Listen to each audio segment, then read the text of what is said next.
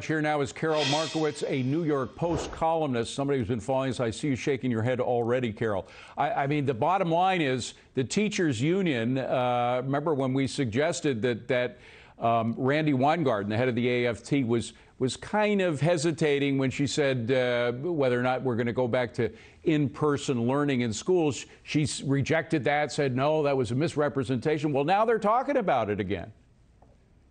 Right.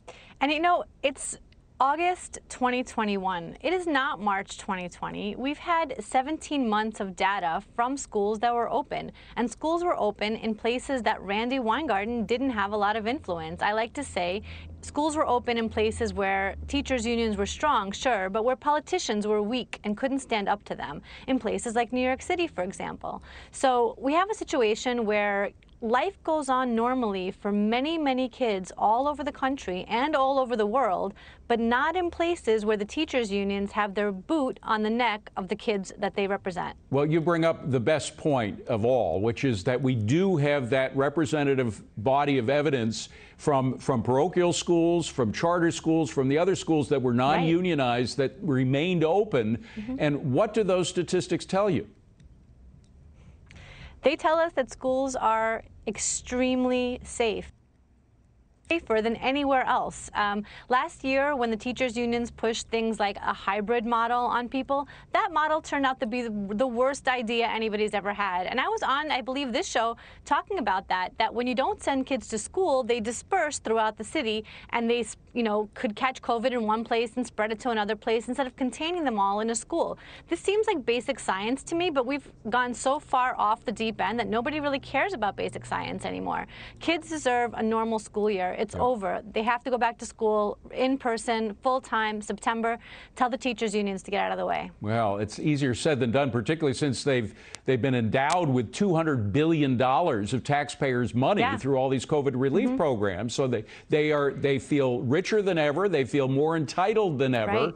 And yet you see those reports like the one we just played from Aisha, which shows that not only is the danger overplanted by the part of the teachers' unions, but bottom line is this is causing tremendous harm to a whole generation of kids, emotional harm as well as harm from physically doing things to themselves.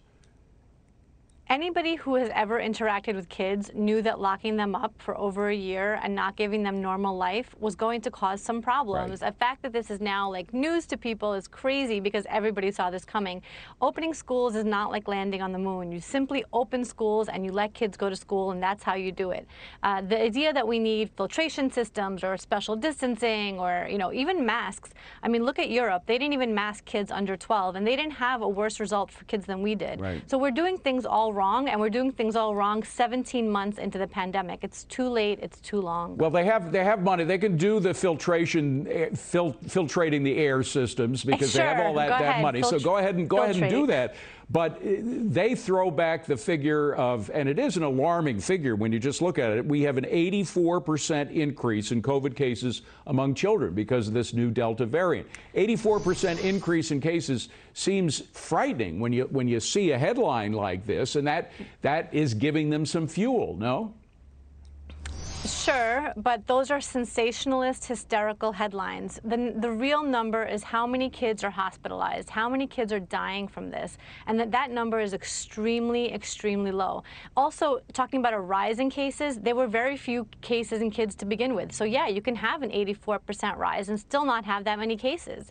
So we need to be looking really deeply at these numbers, and we have to be shutting out sensationalist media that only headlines how many cases there are instead of how many hospitalizations, and specifically how many deaths. And then we have to compare how many kids die every year of the flu, how many kids die drowning in a swimming pool, how many kids die in car accidents.